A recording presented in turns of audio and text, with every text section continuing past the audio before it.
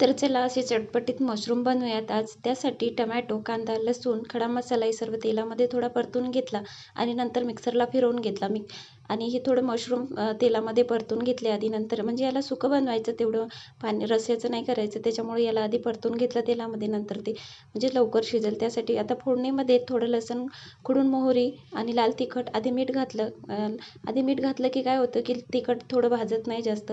आणि नंतर हे पेस्ट करून घेतलेले मसाले, थोडे मसाले परतून घेऊ आणि नंतर याला झाकून ठेवू. एकदम टेस्टी होते अशी या पद्धतीनं. मी आज पहिली वेळेस बनवून बघितली. आधी तर आम्ही वेगळ्या पद्धतीने बनवायचो, पण आता रोजच सापडत आहेत, तर काहीतरी नवीन बनवून बघूयात म्हटलं. तर एकदमच टेस्टी बनली होती.